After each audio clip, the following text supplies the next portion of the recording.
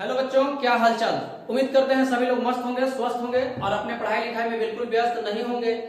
तो अगर आप क्लास 10th में चल गए हैं तो ये वीडियो बिल्कुल आपके लिए है, क्योंकि आज हम लोग क्लास 10th का मैथ्स का चैप्टर नंबर 2 पढ़ने वाले हैं, जिसका नाम है पॉलिनोमियल्स, जिसे हिंदी में बहुपद कहते हैं।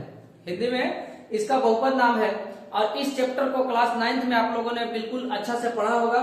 नहीं भी पढ़ा है फिर भी कोई दिक्कत नहीं, या पढ़े भी हैं और कुछ भी याद नहीं है फिर भी कोई दिक्कत नहीं, क्योंकि आज हम लोग बिल्कुल बेसिक से एक एक चीज सीखेंगे। और हाँ, ये क्लास 9th में है तो जो स्टूडेंट क्लास 8 से क्लास 9th में गए हैं उनके लिए भी ये वीडियो बिल्कुल जरूरी है, वो भी देख सकते हैं, क्योंकि दोनों का पॉलिनोमियल जो है लगभग बराबर है। 10th में थोड़ा सा कुछ एक्स्ट्रा है, ठीक है। तो चलिए बिना देरी किए शुरू करते हैं। आप बस 25 से 30 मिनट ध्यान से देखिएगा और शुरू से अंत तक देखिएगा, तो बिल्कुल आप लोग कुछ भी नहीं जानते हैं बहुपद के बारे में तो आज बहुत कुछ जान सकते हैं। तो चलिए शुरू करते हैं बिना देरी किए। देखिए, सबसे पहले अगर हम बात करें पॉलिनोमियल, जिसे हिंदी में बहुपद कहते हैं, तो इसमें क्लास 10th में टोटल 3 भागों में बांटा गया है, 3 प्रश्नावली में, जिसमें पहला प्रश्नावली 2.1 सबसे पहले इसमें बहुपद के बारे में जानेंगे, दूसरा बहुपद के शून्यक के बारे में जानेंगे, तीसरा बहुपद के शून्यकों व गुणांकों के संबंधों के बीच क्या संबंध होता है, क्या रिलेशन होता है, उसके बारे में जानेंगे। बहुपद और शून्यकों के गुणांकों के बारे में जानेंगे, राइट। चलिए, तो सबसे पहला पढ़ते हैं कि सर बहुपद क्या होता है, पॉलिनोमियल्स क्या होता है।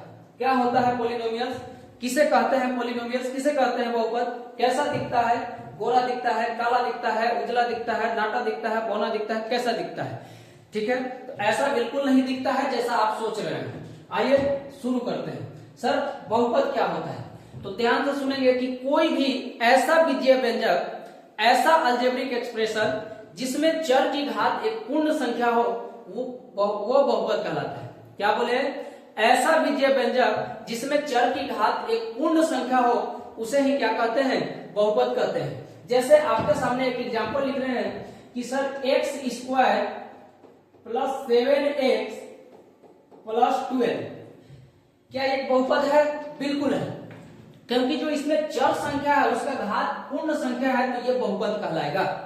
चर की घात अगर पूर्ण संख्या हुआ, कोई भी बीजीय व्यंजक में चर की घात एक पूर्ण संख्या हुआ तो वो क्या कहलाएगा, बहुपद कहलाएगा। सर अब चर क्या होता है, अगर किसी को ये भी नहीं पता कि चर किसे कहते हैं, अचर किसे कहते हैं, तो हम उसको भी बता देते हैं कि सर चर को इंग्लिश में वेरिएबल बोलते हैं।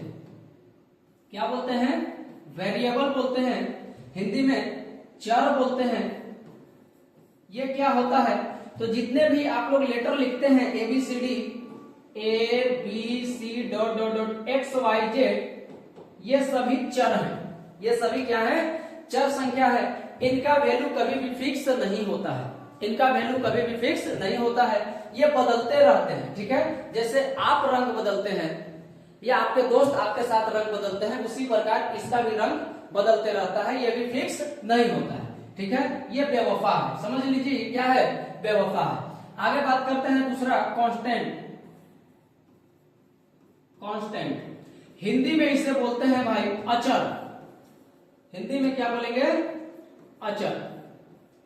ये फिक्स होता है, ये फिक्स होता है, ये बहुत ही खुददार है, ये कभी भी चेंज नहीं होता है। जैसे 1 2 3 5 6 8 9 डॉट डॉट डॉट, ये सभी संख्याएं अचर संख्या होती हैं, इनका वैल्यू हमेशा फिक्स होता है। इसको अगर हम पूछे ये क्या है, तो हम 2 बोलेंगे, आप भी 2 बोलेंगे, आपके बगल में अगर कोई बैठे हैं तो वो भी 2 बोलेंगे। दुनिया के किसी भी आदमी से पूछिए तो ये क्या बताएंगे, ये 2 है, राइट। तो इसका वैल्यू फिक्स होता है। जबकि अगर हम पूछे x क्या है, नहीं पता, a क्या है, नहीं पता, ठीक है। तो इसका वैल्यू फिक्स नहीं होता है, इसका वैल्यू फिक्स होता है। जिसका वैल्यू फिक्स होता है उसे अचर बोलते हैं, जिसका वैल्यू फिक्स नहीं होता है उसे चर बोलते हैं। उम्मीद है चर और अचर ये दोनों में किसी प्रकार की कोई दिक्कत नहीं होगा। तो सर इसमें, इस बहुपद में चर क्या है, x।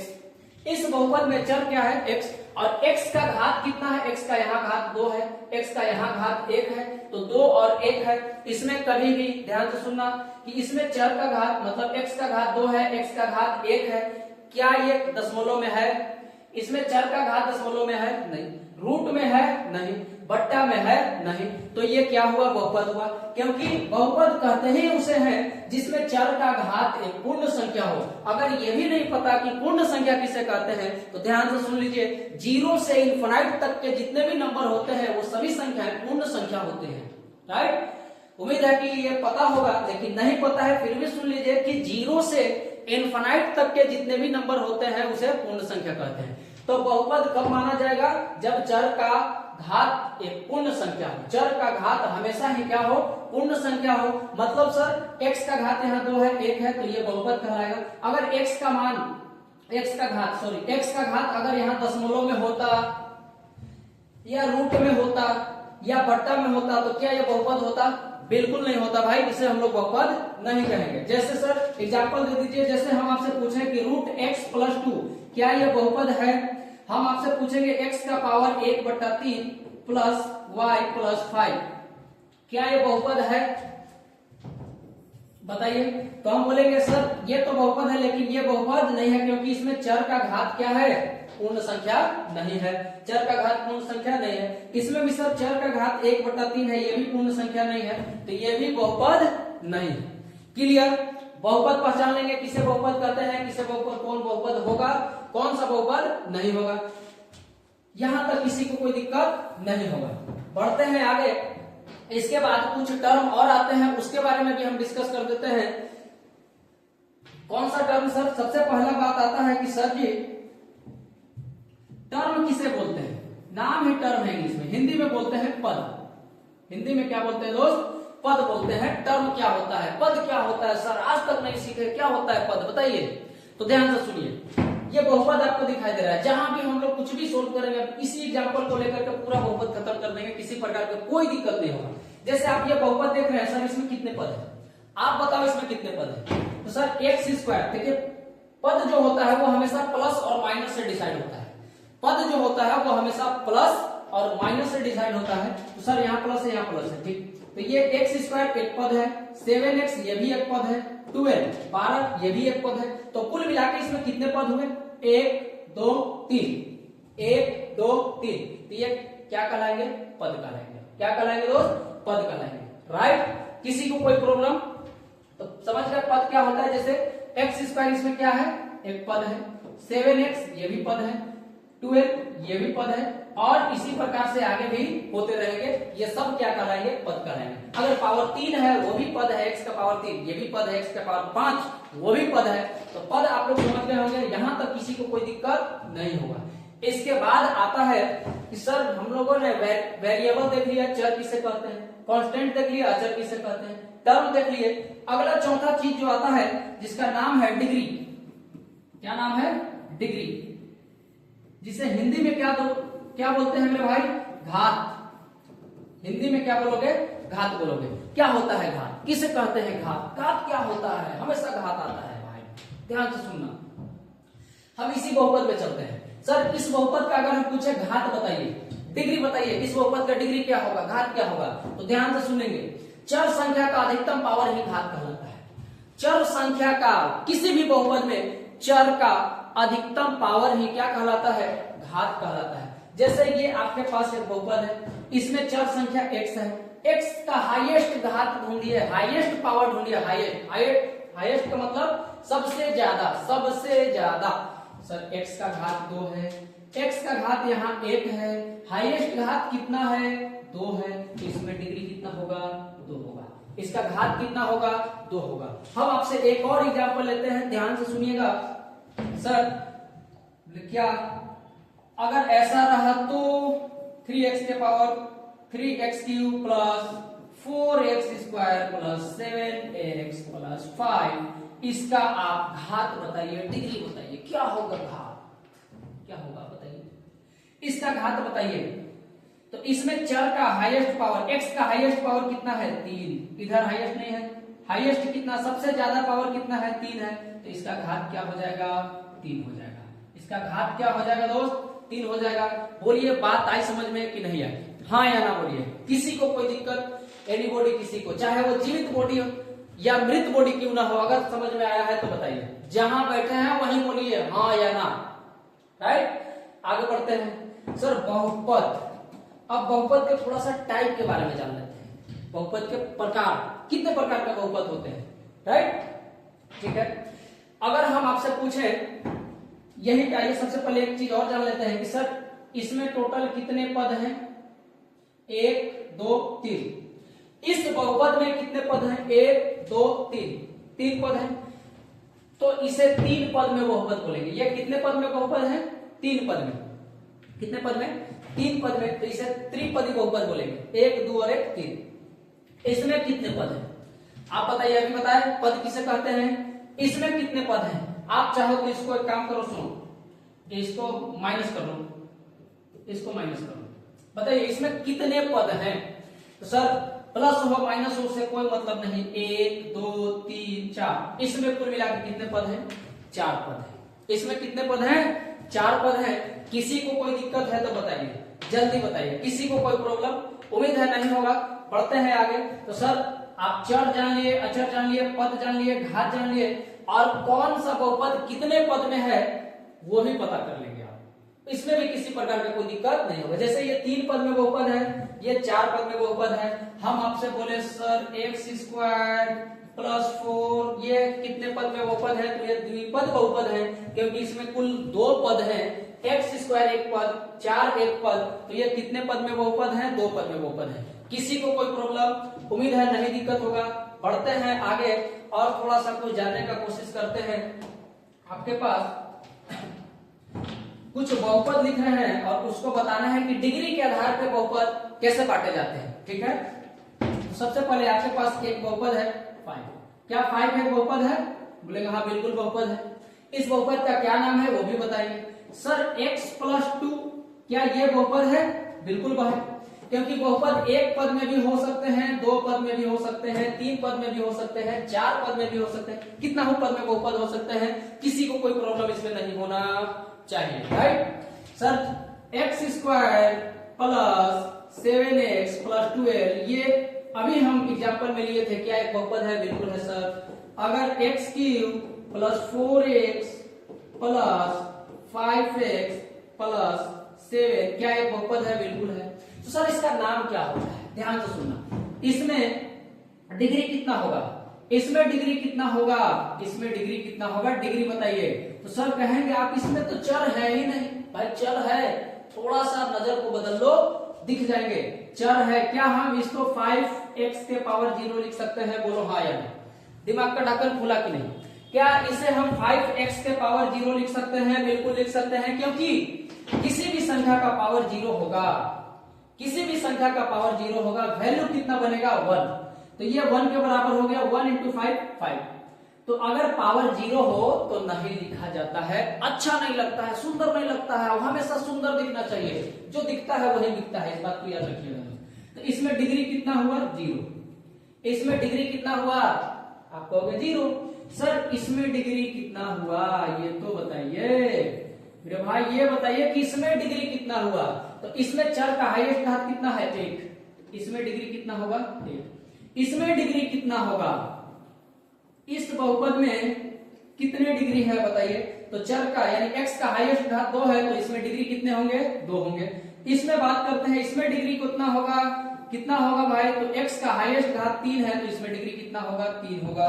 बोलिए एनीबॉडी, किसी को प्रॉब्लम? चाहे जीवित बॉडी हो या मृत बॉडी, किसी को कोई दिक्कत है तो बताइए। यहां तक लिख लिए सर? बिल्कुल सही। अगर डिग्री 0 हो किसी भी बहुपद में, अगर डिग्री 0 हो तो उसे हम लोग क्या बोलेंगे? तो इसे हम लोग कांस्टेंट पॉलिनोमियल्स बोलते हैं। कांस्टेंट पॉलिनोमियल, हिंदी में इसे बोलते हैं अचर बहुपद। अचर बहुपद क्या बोलेंगे? अचर बहुपद। अगर जिस बहुपद में डिग्री 1 हो, घात 1 हो, हाईएस्ट डिग्री 1 हो, तो इसे हम लोग बोलते हैं linear polynomial. Linear, spelling mistake होगा तो ध्यान से देख लीजिएगा, क्योंकि इंग्लिश मेरा हैवी है। Linear equation polynomial, linear polynomial. Hindi में बोलते हैं भाई रैखिक बहुपद।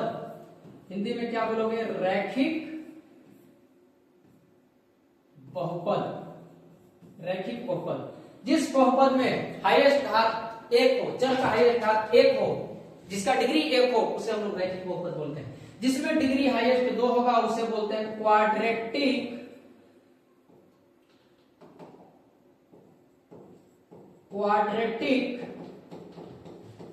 पॉलिनोमियल। क्वाड्रेटिक पॉलिनोमियल हिंदी में बोलते हैं इसे भाई द्विघात बहुपद। क्या बोलेंगे?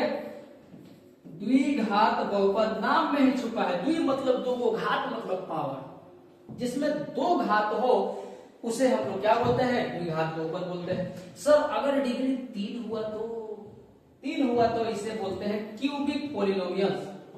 क्या बोलेंगे भाई? क्यूबिक पॉलिनोमियल, जिसे हिंदी में बोलते हैं त्रिघात बहुपद। त्रि का मतलब 3 गो, त्रि मतलब 3 गो, तो इसे हम लोग क्या बोलेंगे? त्रिघात बहुपद बोलेंगे। बोलिए यहां तक किसी को दिक्कत है क्या? बताइए, क्या इतना बात समझ में आया?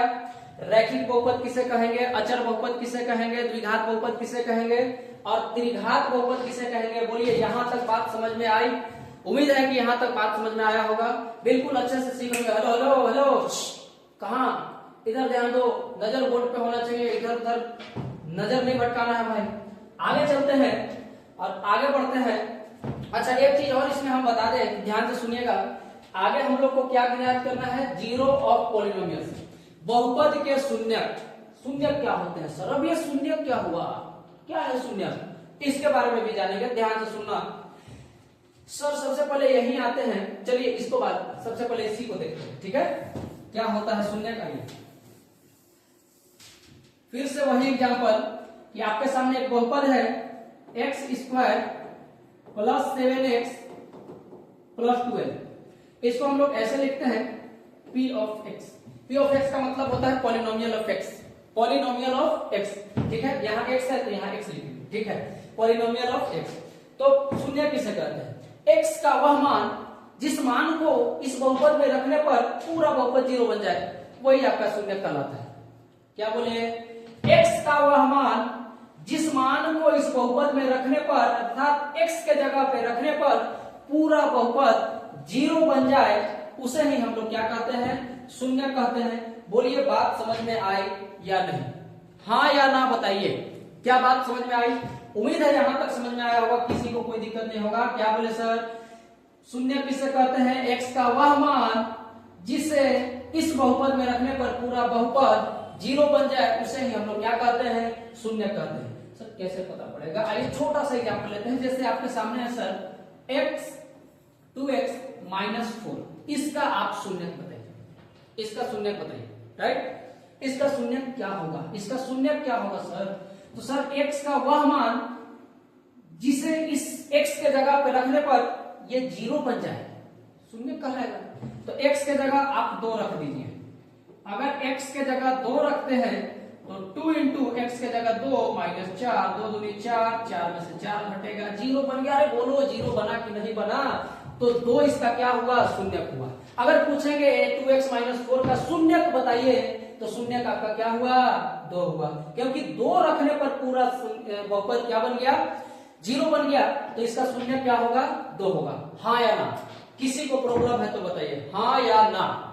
उम्मीद है समझ में आ गया होगा। अब एक बात और, सर इसमें डिग्री कितना था? 1। इसमें घात कितना था? 1। सर तो घात 1 है तो इसमें शून्य कितना निकला? 1 ही शून्य हुआ, अर्थात x के जगह 2 रखेंगे तभी 0 बनेगा। इसके अलावा कुछ भी रखिएगा 0 नहीं बनेगा, कभी भी नहीं बनेगा। आप सोचते रहिए पूरा दिन रात, नहीं बनेगा। बोलिए बात आई समझ में? यहाँ पे यहाँ आइए सर, इसमें हम देख पा रहे हैं कि सर डिग्री कितना है? 2 है। तो इसमें अधिकतम शून्य कितने होंगे? अगर डिग्री 1 है तो अधिकतम शून्य 1 होंगे। अगर डिग्री 2 है तो अधिकतम शून्य 2 ही होंगे। अगर डिग्री 3 है तो अधिकतम शून्यकों की संख्या 3 होगी। अगर डिग्री 4 है तो अधिकतम शून्यकों की संख्या 4 होगी, इससे ज्यादा नहीं हो सकती है। तो सर क्या समझाना चाह रहे हो? आइए पीछे आइए। अगर हम आपसे पूछें कि इसमें बताइए इसमें कितने शून्यक होंगे, कहा गया जी, हाँ यहां से यहां से इसमें टोटल इसका डिग्री क्या है, 1 है, x प्लस 2 का डिग्री क्या है, 1, तो इसमें कितने शून्यक होंगे, इसमें शून्यक कितने होंगे, तो हाईएस्ट शून्यक 1 ही होंगे, कितने शून्यक होंगे, अधिकतम 1 ही शून्यक मिलेंगे क्योंकि डिग्री 1 है। अगर डिग्री 2 हो तो अधिकतम शून्यक कितना होगा भाई, अधिकतम का बात कर रहा है, अधिकतम 2 शून्यक होगा। अगर डिग्री 3 है, अगर डिग्री 3 है तो अधिकतम शून्यक कितने होंगे, 3 शून्यक होंगे, अधिकतम शून्यक कितने होंगे, 3 शून्यक होंगे। बोलिए यहां तक किसी को प्रॉब्लम, इसमें अधिकतम शून्यक कितने होंगे, 3 होंगे। तो जितना डिग्री होगा अधिकतम उतना ही शून्यक निकलेंगे, इस बात को याद रखिएगा। चलिए आगे आइए, इसको मिटाते हैं और यहां आते हैं कि अगर इस पैटर्न में आपको क्वेश्चन दिया जाए, पूछे कि शून्यक बताइए क्या होता है शून्यक, कैसे बताएंगे। इस पूरा चैप्टर को हम लोग 3 क्लास में खत्म करेंगे। आज हम लोग 2.1 खत्म करेंगे और जो बेसिक चीज है ये पढ़ लिए, और 2.1 का जो भी क्वेश्चन है वो पढ़ेंगे। अगले क्लास में 2.2 खत्म करेंगे और उसके अगले क्लास में 2.3 खत्म करेंगे। तो टोटल 3 क्लास में आपका पेपर समाप्त हो जाएगा। आइए यहाँ पे अगर हम आपसे पूछे कि बताइए इसका शून्यक क्या होगा, क्या होगा इसका शून्यक, कैसे निकालेंगे इसका शून्यक बताइए, तो ध्यान से सुनिए। हर जगह कभी भी इस फॉर्मेट में हमेशा आपको क्वेश्चन मिलेगा, तो इसको सीखना बहुत ही इंपॉर्टेंट है, इसको सीखना बहुत ही इंपॉर्टेंट है। जितना आपके सर में बाल जरूरी है कि माथा पे बाल नहीं रहेगा तो कुछ नहीं हो सकता है, तो समझ लीजिए उसी प्रकार इसको सीखना बेहद जरूरी है, क्योंकि अधिकतम इसी पैटर्न का आपको क्वेश्चन मिलेगा, राइट। आइए सर, इसमें टोटल आपको कितने पद दिखाई दे रहे हैं, तो सर आप कहेंगे कि 1 पद 2 पद 3 पद, कुल मिलाकर कितने पद हैं, 3 पद हैं। अब इसका पैटर्न, इसका कंसेप्ट क्या होता है, इसको कैसे सोल्व करते हैं सुनिएगा कि सर इसमें 3 पद हैं, तो इसका सबसे पहला स्टेप कि पहला पद और तीसरा पद में गुना करते हैं, पहला पद और तीसरा पद में गुना करते हैं। सर पहला पद क्या है, x², तीसरा पद क्या है 12, गुना करेंगे कितना आएगा 12x², कितना आएगा 12x²। एनीबॉडी, किसी को दिक्कत नहीं सर। तो पहला पद और तीसरा पद में गुना करेंगे। देखिए लिखना नहीं है, इसको माइंड में करना है, ठीक है। अगर नहीं पता है, अभी आप पहली बार सीख रहे हैं, तो आप साइड में लिख सकते हैं खोपचे में, ठीक है। पहला पद और तीसरा पद को गुना किया 12x² आ गया। अब दूसरा स्टेप है कि बीच वाले पद को 2 टुकड़ा में तोड़ना है, बीच वाले पद को 2 टुकड़ों में तोड़ना है। क्या बोले, पहला स्टेप पहला पद और तीसरा पद में गुना करेंगे, फिर दूसरा स्टेप बीच वाले पद को 2 टुकड़ा करेंगे, ऐसा टुकड़ा करेंगे कि दोनों टुकड़ों को गुना करने पर पहला पद और तीसरा पद के गुणनफल जो आया है उसके बराबर आ जाए, और दोनों टुकड़ों को आपस में जोड़ दें या घटा दें तो बीच वाला संख्या ही प्राप्त हो, मतलब कोई चेंजिंग नहीं होना चाहिए। तो सर आपको 7x को तोड़ना है, कैसे तोड़ोगे, 7x को ऐसे तोड़ना है कि गुना करने पे 12x² आ जाए और जोड़ने पे कितना आ जाए 7x आ जाए, जोड़ने पे कितना आ जाए 7x आ जाए। पता है कैसे तोड़ सकते हैं सर, तो 12 को आप x² को छोड़ दीजिए, केवल 12 को तोड़िए। तो क्या 12 को तोड़ेंगे तो क्या 12 को हम ऐसे लिख सकते हैं सर 1 गुने 12, बिल्कुल। और 12 को कैसे लिखा जा सकता है सब तोड़ के, तो 2 गुने 6, हाँ जी। अगर 12 को आगे बोलेंगे सर और कैसे, क्या हम 3 गुने 4 नहीं लिख सकते हैं, बोले बिल्कुल लिख सकते हैं, इसमें भी कोई दिक्कत नहीं। क्योंकि ध्यान से सुनिए, 1 गुने 12 भी गुना करने पे 12 आ रहा है, 2 गुने 6 भी 12 आ रहा है, 3 गुने 4 भी 12 आ रहा है, कोई दिक्कत नहीं, दिक्कत सर। तब कौन सा लें, क्यों, क्या बोले कि सर जो भी गुणनखंड लीजिएगा उसमें एक शर्त है कि गुना करने पर तो 12x² आना चाहिए, लेकिन जोड़ने घटाने पे 7x भी आना चाहिए। तो यहाँ पे देखते हैं 12 1 12 तो आ जाएगा, लेकिन क्या 12 और 1 13 आएगा, 12 में से 1 घटा के कभी 7x आएगा क्या, 12 में 1 जोड़ के कभी आएगा नहीं। तो इसको तो हम लोग नहीं ले सकते हैं सर। आगे देखते हैं, 6 दूनी 12 तो आएगा, लेकिन 6 और 2 8 आ रहा है, 6 में से 2 घटा के 4 आ रहा है, ये भी 7x नहीं आ रहा है। अब क्या होगा, तो अंतिम बचा क्या 3 और 4, 3 चौके 12, 3 और 4 7, क्लियर है, टूट गया। तो बस 3 और 4 में है x हटा देना है, तो यहां से होगा x² प्लस 7x को क्या लिखेंगे 4x प्लस 3x प्लस 12, लिख दिए। दोनों को गुना करने पे 12x² आएगा, जोड़ने पे 7x आएगा। किसी को कोई प्रॉब्लम नहीं? प्रॉब्लम। अब क्या करते हैं, ये दो में कुछ ना कुछ कॉमन होगा और ये दो में कुछ ना कुछ कॉमन होगा, यहाँ से कॉमन लेते हैं। सर इसमें क्या कॉमन है? सर x कॉमन है, x कॉमन है। x क्या होता है? कुछ भी नहीं। x होता ही है जो कुछ भी नहीं होता, ठीक है। यहाँ से x कॉमन आएगा तो 2x के अंदर 1x बचेगा। यहाँ से x बाहर ले लिए तो बचा क्या? 4 प्लस इधर क्या कॉमन आएगा? सर 3 कॉमन है, क्योंकि 3 यहाँ भी है, 12 में भी 3 है। 3 कॉमन लिए तो यहाँ बचा x, 3 से भाग देंगे, 3 चौके 12।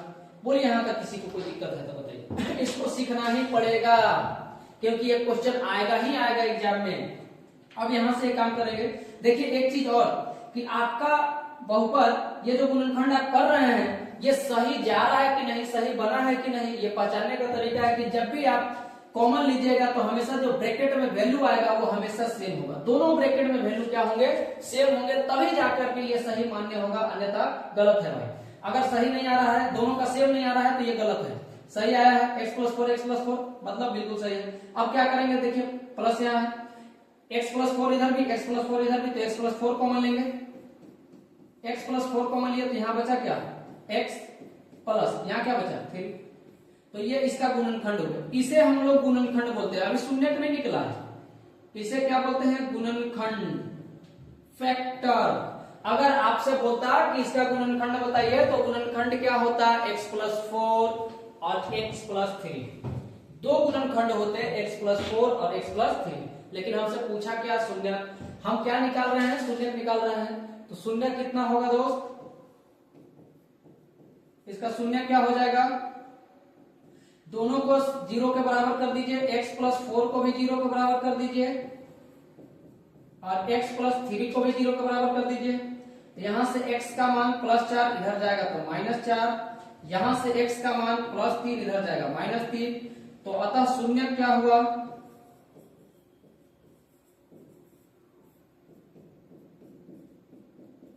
-4 और -3। शून्य क्या हुए? -4 और -3। उम्मीद है यहां तक किसी को कोई दिक्कत नहीं होगा। आगे चलते हैं। अगर आपको शून्य पूछे, ग्राफ दे दिया जाए और उसमें पूछे कि बताइए शून्य कितने होंगे, ग्राफ दे करके और पूछे कि बताइए कि शून्य कितने होंगे, तो कैसे करेंगे? आइए आपके पास इसके बारे में हम लोग अगले क्लास में डिस्कस करेंगे। ये देखिए, ये आपके पास दिया गया है, ये आपके पास ग्राफ है, ये 2.1 का क्वेश्चन है।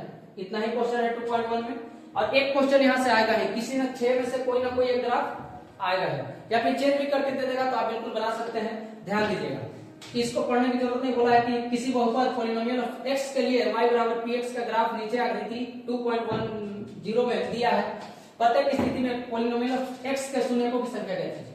तो ध्यान दीजिएगा, x एक्सिस पे जो भी बहुपद दिया जाएगा, ये x एक्सिस है, ये y एक्सिस है। x एक्सिस और y एक्सिस हमेशा आपको दिया जाएगा, और इसमें जो एक्स्ट्रा लाइन होगा वो x अक्ष को जितने जगह काटेगा या जितने जगह टच करेगा, शून्यकों की संख्या उतना ही होगा। शून्यकों की संख्या क्या होगा दोस्त? उतना ही होगा। बोलिए किसी को कोई दिक्कत? सर नहीं दिक्कत। इसमें जैसे ये x एक्सिस है, ये y एक्सिस है, एक्स्ट्रा लाइन क्या है? ये एक्स्ट्रा लाइन है। क्या ये x अक्ष को कहीं भी कट किया है? नहीं। तो इसमें शून्य क्या होंगे? 0। इसमें शून्य क्या होंगे? 0 होंगे। बोलिए बात समझ में आया या नहीं? इसमें शून्य क्या होंगे? 0 होंगे। इसमें शून्य क्या होंगे भाई? 0 होंगे। चलिए आगे बढ़ते हैं। इसमें टोटल कितने शून्य होंगे? सर इसमें x एक्सिस पे एक जगह कट किया है, तो इसमें कितने शून्य होंगे? 1 शून्य। इसमें सर आप जल्दी जल्दी से बता सकते हैं, 1, 2 और 3, इसमें 3 शून्य होंगे। इसमें देखिए, इसमें कितने शून्य होंगे? 1, 2, इसमें टोटल 2 शून्य होंगे। इसमें 1, 2, 3 और 4 जगह कट किया, तो इसमें कितने शून्य होंगे? 4 शून्य होंगे। कितने शून्य होंगे? 4। इसमें 1, 2, 3। देखिए टच करे या कट करे, दोनों को काउंट करना है। यहां कट किया, ये y एक्सिस पे, y एक्सिस से हमको कोई मतलब नहीं है। 1, 2, 3, इसमें टोटल कितने शून्य होंगे? 3 शून्य होंगे। उम्मीद है यहां तक समझ में आया होगा। तो आप आज बिल्कुल बेसिक चीज और जो 2.1 प्रश्नावली का है वो हम लोग सीख चुके हैं। आगे हम लोग बात करेंगे संबंध होता है, ठीक है, उसके बारे में डिस्कस करेंगे। आज के लिए इतना ही। अच्छा लगा होगा तो एक कमेंट कर दीजिएगा। तो चलिए मिलते हैं अगले क्लास में, तब तक के लिए सभी को जय हिंद, जय भारत।